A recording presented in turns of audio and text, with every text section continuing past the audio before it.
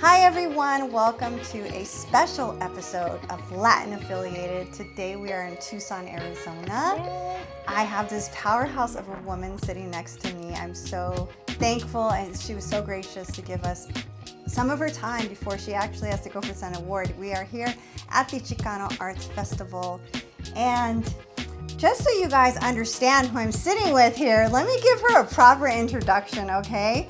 So Adelita Grijalva is following the footsteps of her father. He's Congressman Grijalva, but she's earning her power. She didn't inherit it, okay? She's the first Latina Congresswoman from Arizona. She's an advocate for working families, immigrant rights, and our communities. And right now, she's one of the strongest voices standing up to Donald Trump and his crooked politics. So she doesn't back down, she doesn't play safe, and she doesn't forget where she comes from. She's representing Tucson. She's carrying the legacy of grassroots organizing and fighting every day for Latinos to be heard in Washington. So please welcome everybody. Put in the comments a lot of applause emojis. Congresswoman Adelita Grijalva, thank you so much for being Thanks for here. having me. Yes, Yeah. You're so sweet to be here. If you guys aren't looking at the news, please do yourself a favor and see what she is actually putting herself in the middle of for the Latino communities.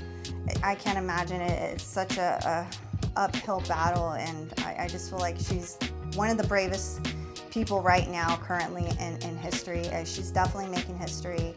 I'm so honored to be sitting here with her. So speaking of making history as the first Latina Congresswoman, but before Washington, I know you had a history in fighting for rights before you got sworn in. Yeah.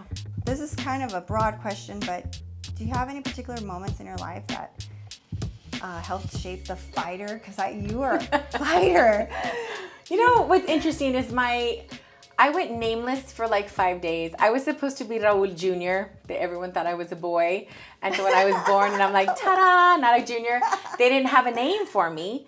And so I was going to go home as baby girl Grijalva. They didn't have a name. And then my dad was driving to go pick me and my mom up from the hospital. And the song Si Adelita came on. And he was like, what do you think about that name? And my mom was like, what does it mean? And so he told her that it is like the women that fought alongside the men in the Mexican Revolution are called Adelitas, they're soldaderas. And so she's like, I like that. We're going to go with that. So that is my name. So I feel like they set me up to like, you're going to be, and I'm the eldest of, there's 3 girls. And so I'm the oldest, and, I'm, I guess, born a little bossy. That's what they tell me. But I think that it's,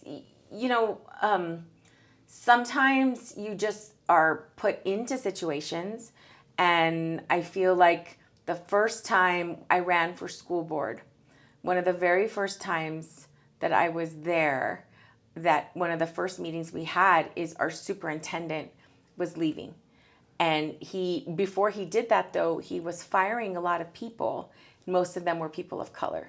So it was literally like the second board meeting of my life. Never been there. And I'm like, but tell me the process and why you're doing that. And he didn't want to talk about it. And then in that same school board, I just feel like it's so foundational when you are representing local communities. Because school board, I was on that for 20 years. It's an unpaid position, but it's elected position. And you are deciding things that are going to impact generations of students. So it's a huge responsibility. And I just learned so much there. Fighting against SB 1070, fighting against immigration enforcement on our campuses, setting policy to make sure that doesn't happen in Tucson Unified, fighting against book banning and culturally relevant courses in Mexican American history. That was all in the time I was on the school board. So I learned a lot about the privilege of being in elected office and being a public servant. And that's where it really resonated with me, that we have a lot of politicians and no one likes a politician. I don't like them either. But I really think that we need to think of ourselves as public servants, and that's what our job should be. Yeah, and I'm going to go a little bit off a script, just hearing you talk about your experience, because one thing I love when I watch you, I love watching her, they show her speaking on the Senate floor. And, one of the recent videos I watched is you were asking, I don't know who you're speaking with, but you were asking another, I believe she was a Republican, why she was labeling jobs as left-leaning or right-leaning. Yeah. And she couldn't answer the question. She Right. wouldn't answer the question. So go look up that clip. I mean, there's so many powerful clips of her speaking. And she's doing more speaking than I've seen, and I'm just like in awe of you. But yeah, that I feel like what you just talked about really, because you have that experience in the education system. Yeah. You were telling her that it's affecting jobs because it was affecting a Right. scholarship. Yeah, it was a process on, they wanted to have like this sort of vetting process so people can sort of employers can look for people in different jobs. And what they were saying is it was a scholarship that was specific. And I knew some students who'd had that specific scholarship. And some people were annoyed that some of the people were, too left-leaning that got that scholarship. That's so crazy. But it's a public service scholarship. So I don't know what that says. I mean, I don't think it's partisan public service, but I do feel like if you're going to ask a lot of students, like, what are you interested in doing? Some of the more public service oriented jobs are like, I want to be a teacher. I want to work as a counselor. I don't know that that's left or right leaning. It shouldn't be. But what they're saying is when you look back at graduates, you can look at their social media and see that they're more left leaning than some others. Interesting. And it is interesting because I also think there's something to do with education and the level of education you receive. That there are more people that are educated statistically are Democrats. I don't know what that's about, but I do think that many people that go and get higher education, you learn a lot about what's really going on in the world. And for me, in this moment in time, there are too many people out there that are just believing the rhetoric that's being spun by media, social media, our president, and they're not believing their own eyes. And so I always try to challenge people who are really negative against me or something because of what I say. It's like, well, have you done any fact checking, or are you just looking at one source and saying that's what they told me, so I believe it? I mean, for me, it's all about critical thinking because I don't care who the president is.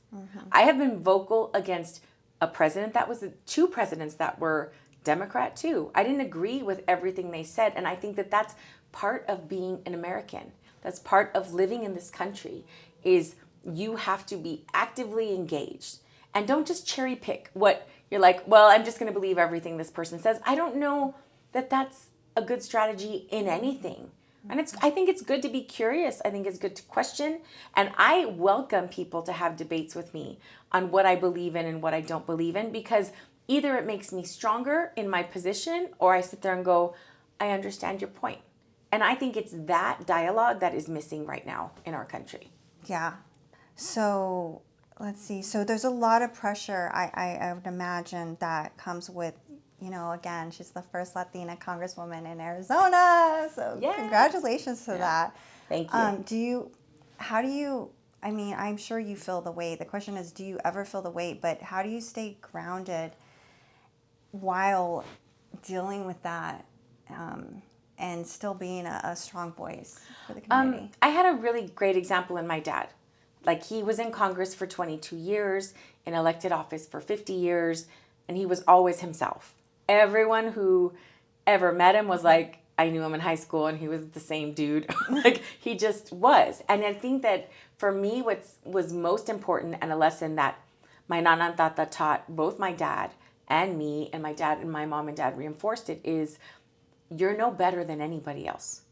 It doesn't matter that you have money, that you have education, whatever the societal norms are for like who is upper or lower, that doesn't matter, because some of the smartest people that I have ever met had a 5th grade education. So that to me is that doesn't have anything to do with it. There's people that have such diverse life experiences that I can learn a lot from. So you have to go into situations not assuming that you know everything. And for me, I think that it's such a privilege to be able to meet so many people, because I might not know the right answer. I might not be an expert, but I sure know someone who is. And that is what I feel is my mom and dad instilled in me a long time ago. It's like, you're a lifelong learner. You don't get to a point and I'm like, okay, I'm done learning now. Yeah. And it's that sort of arrogance that I feel people feel very distant from each other, because it's like, I'm better than you. And I genuinely do not believe that to my core. I think we're all here and have purpose for different reasons. And I believe very strongly that everyone has something good to contribute. And you just have to encourage people to get involved.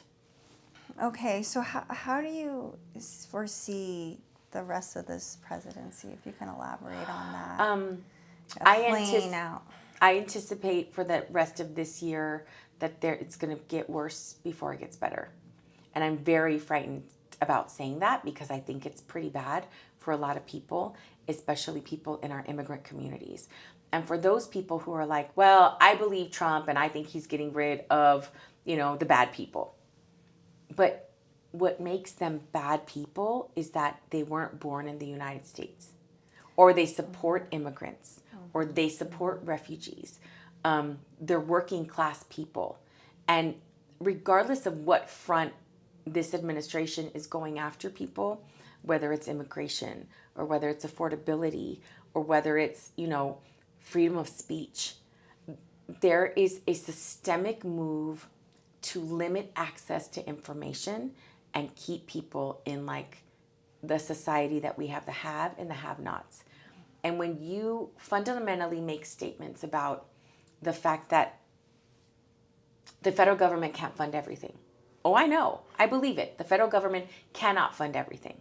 But when you're going to put 170 billion with a B dollars into ICE enforcement, something's wrong. Who are they going after?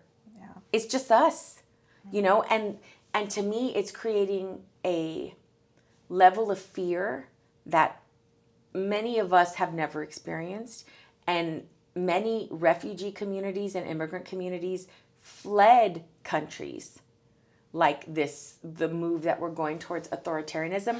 They're fleeing those countries to come to the United States, because here we're a melting pot where everyone has something to contribute and where you can make dreams happen. I was in Minneapolis yesterday and talked to people that are helping a lot of community members in the Twin Cities, both in Minneapolis and St. Paul. And there are more ICE agents in the Twin Cities than our law enforcement combined for both of those. And they are targeting people literally. Were you born here? That's a question. Should we have to answer questions like that in the United States of America, when we're not coming through a port of entry, when we're just in our stores shopping at Target? Whether you are a citizen or not, that is incredibly oppressive, because they're targeting us for what we look like. Yeah. Or if I'm speaking Spanish to you, they hear me speak Spanish and go, were you born here? That's literally happening right now. Yeah. And so I just don't understand how anyone can think that that's okay in the United States and in a democracy like ours. No, I'm very fearful, and that's why when I see how she's using her voice, I stand behind her all the way. And, I feel like everyone watching, please do your research and make sure that you support Adelita's, service in Congress right now. I want to bring up Robert Garcia. I actually interviewed him before. Yeah. So what's your relationship like with him? I really respect him. He's the chair of oversight, and he's been incredibly welcoming to me from very early on. Before I got elected, he was encouraging me. He's part of the Congressional Hispanic Caucus, And so I think he's incredibly bright, sharp, and fearless. Like he just will like say things, and it's great.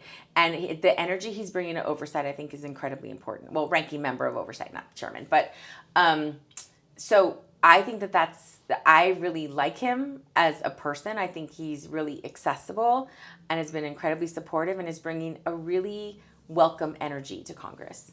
Yes, yes. I feel like you guys together could do such great work. So I'm definitely watching what you guys are doing. So for the young Latinos watching right now, who don't know where to start, what's something practical, that we can do to help support? So this midterm election is going to be critical. Regardless of what party you support, it's going to be a pivotal moment. And I think that if we want balance in our nation, then Democrats have to get the majority of the House of Representatives, because then we will have some balance. We will be able to call into question some of the things that are happening that are unethical, immoral, and illegal. The reason why I was in Minneapolis is because we were having what's called a shadow hearing, because we are the minority party, so we can't have a proper congressional hearing. So we're doing it this way. But we have all of the same factors. We have witnesses, we have members of Congress coming and listening to what's happening there on the ground in Minneapolis. But, there are people that are committing real crimes. Yeah. And that they have to be accountable. And so as soon as we have some authority and can call some hearings and call people forward, I think that that's going to be at least an opportunity for there to be some balance. Right now, the House, the Senate, and the White House are all under the same party. And if you look at what's happening in our country, objectively, let's say you're like, I'm good with what's happening in immigration. It doesn't affect me at all. Okay, fine. How's the affordability in your house? How is like the dollar stretching? How's your health care? How's your public education for your children, for your grandchildren? How are those systems are really critical. And many people, if your viewers ask their parents and grandparents, like, how do they survive day to day? Social Security is going to be a big one. Medicare and Medicaid are big ones. And those programs are getting decimated under this administration. And what will happen is that you're going to have a whole generation that isn't able to age gracefully and with dignity, because many people have retired, and if we can't fix some of the cuts that are coming, people are going to be coming out of retirement into the job market. And I think that we can all agree that there are less opportunities now than there were last year and the year before. Jobs are down. So it's and not just jobs, like meaningful, like that you can have a livable wage jobs. Yeah, no, I agree. Please go vote, guys. The things are being, I want to say this correctly. I feel like the Constitution is being ripped apart. And, unless you vote, we're not going to be able to put things back together. I'm really scared for the remaining years in this presidency. And I really hope that we can reverse the damage that's being done. This is real damage to the fundamental constitutional rights of this country, unlike anything we've ever seen before. So, we're going to go out there and vote. And I feel like if that's the best we can do, like if that's the least we can do, we're going to encourage your friends and family to vote. Have conversations about why it's important. This administration is going to target, we anticipate, they're going to target blue states. If you look at where ICE has a huge presence, their leadership is Democrat. Only place they're sending ICE literally. to. And so if you look at what they're doing now, and think about how critical these midterm elections are, is he going to call out the National Guard to voting centers? Is he going to put people in spaces where people are intimidated and don't want to go vote? Because not everyone is like a diehard, like from the time you turn 18, you vote in every election like I am. Right. I'm kind of, they call us super voters. I have literally voted in every election since I got registered to vote, everyone. But, you know, sometimes it's like, it's just too much hassle. Yeah. So if you have to have your voice heard, you're the generation that's going to be making the difference in this election. And people are discounting you. So show them who you are. Yeah. Vote. Ask to vote at home. It's the easiest thing It's to actually do. easier than you think, guys. It's so simple. They have made it very easy. Yeah. They have locations all over the place. You can even do the drop-off mail ballot. So I've done both. So it is very easy. It is. So Just register. It's so important. Yeah, there is definitely no excuse. So I don't want to take up too much of your time. Let me ask you one more question about Speaker Johnson. Yeah. Because you dealt with him not swearing you in for was it the longest 50, time? yeah, we broke in a history? record. Yep, we broke a record for waiting the longest in a special election to get sworn in. It just seems... Not the kind of record you actually want to break. But yeah, I did. So it seems like when he swore you in, he gave a pretty positive introduction. Did I see that wrong? I felt like I didn't... Yeah, it's just, he's a showman, right? So he wasn't going to make it seem like this was personal, right? Okay. This was politics. And it wasn't. I don't know that it was personal. Like, he's like, I don't like that Adelita. I don't think that that's what it was. I truly think that he didn't want to deal with the Epstein vote. He didn't know what his caucus was going to do, the Republican caucus. So he pushed that off. I mean, he also canceled votes early so they wouldn't vote on the Epstein file. So it wasn't just about me. But when I am the 218 signer to the discharge petition, that's where all the focus went. And I didn't get elected, nor did I want to be in the position where it's like, it's all about Epstein, because that was not why I, was elected to Congress. But the reason why the focus was like that is because when I signed that, it would require a vote. And I think that is something that, he didn't want to deal with.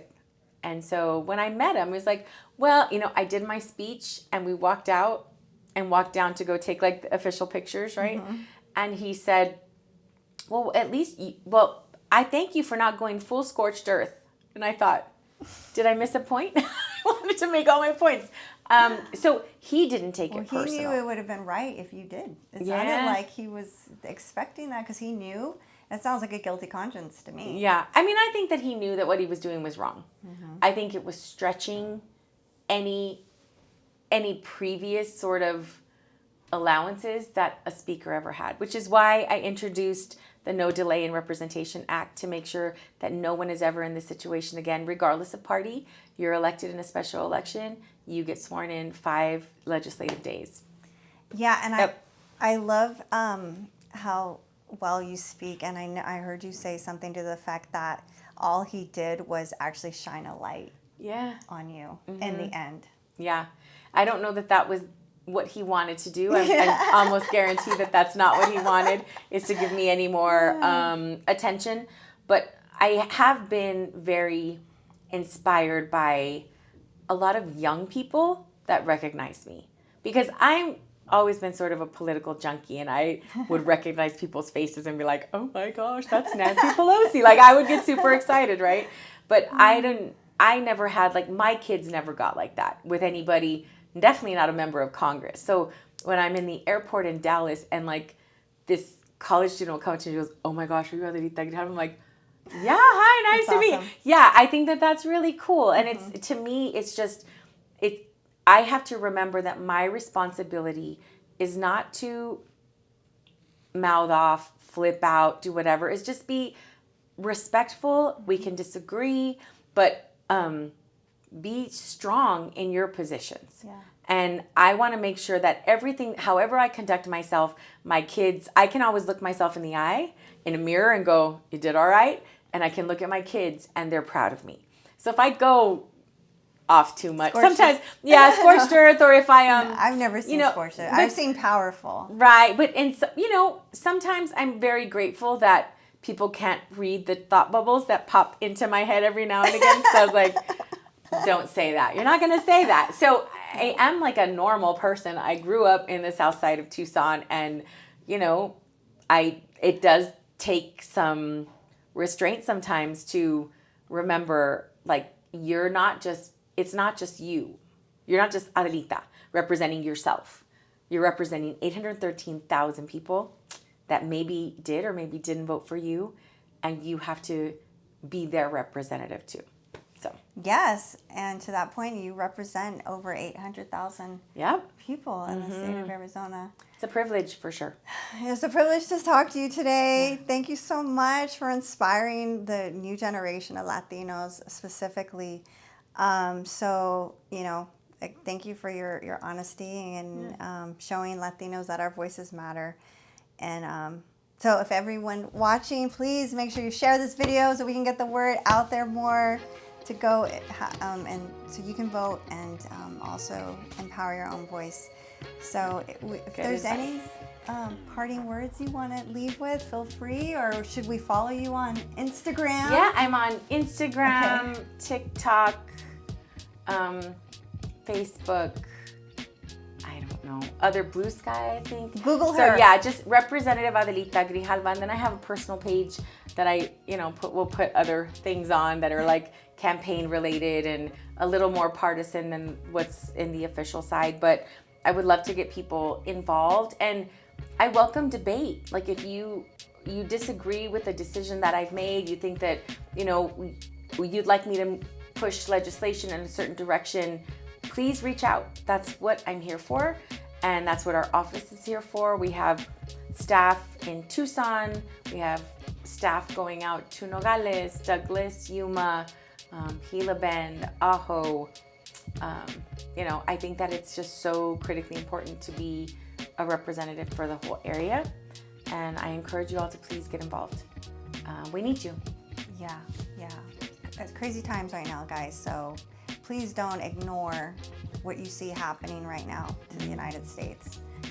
So thank you so much, Adelita, for your work, and thank you so much for being on this special episode of Latin Affiliated. Make sure you like, subscribe, comment below if you like this video. Share it, please. Yay. All right, guys, we'll see you guys on the next episode. Bye. Bye.